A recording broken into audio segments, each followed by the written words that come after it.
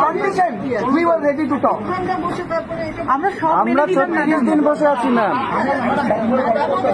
আমরা 36 দিন বসে আছি। আমরা নিজেদের 5 দফা দাবি নিয়ে ডিসকাস করতেছিলাম ম্যাডাম। ম্যাডাম নিজে এসেছেন অনেকক্ষণ আগে। আমরা তাহলে এখানে বসে থাকছি না।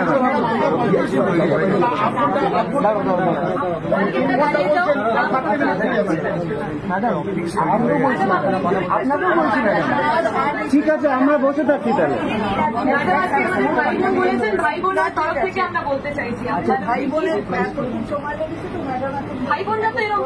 আপনারা তো ভাই বোনের কথা বললেন, তো আমরা তো ভাই বোন। 8 ঘন্টা কি ম্যাডাম একটু ওয়েট করা যায় না? আমরা 8 ঘন্টাই কথা বলবো, আমরা 8 ঘন্টা 20 থেকে 30 মিনিট আমরা টাইম নেব। আমরা এত দূর আসলাম ম্যাডাম।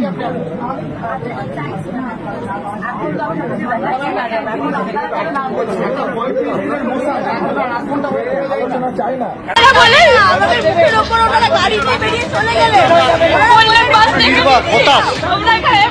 তোমরা নিজেরা চলে যাও, নইলে তোমাদের বাস ডেকে দিচ্ছে, তোমরা চলে যাও।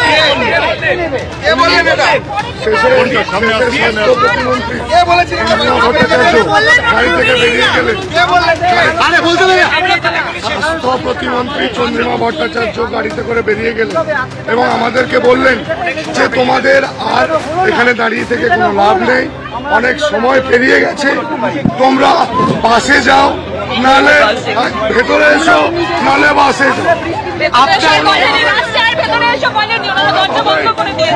যখন আমরা ভেতরে যেতে চাইলাম ফাইনালি মিনিটটুকু নিয়ে, তখন ওনারা দরজা বন্ধ করলেন। ওনারা বললেন এবার তোমরা চলে যাও, বাসটা নইলে দেখে দিচ্ছি, এইটুকুই। আমার একটাই প্রশ্ন, মমতা বন্দ্যোপাধ্যায় আপনাদেরও মুখ্যমন্ত্রী, আমাদেরও মুখ্যমন্ত্রী, সেই আশাতেই আমরা এখানে এসেছি, সেই জন্যই ম্যাডামের রেসপেক্টটা রেখে আমরা সবকিছু মানতে রাজি ছিলাম। সেই জন্য ম্যাডামের চেয়ারের রেসপেক্টের জন্যই আমরা সবকিছু মানতে রাজি ছিলাম। আমরা এইও মেনে গেছিলাম যে ঠিক আছে ভিডিও করতে হবে না, আমরা আপনার উপর ভরসায় আপনার রিকোয়েস্টটা মেনে আমরা যাচ্ছি আপনার কাছে। আপনি প্লিজ আমাদের শুধু ডিমান্ড গুলো শুনে কিছু সুরাহ করে দিন,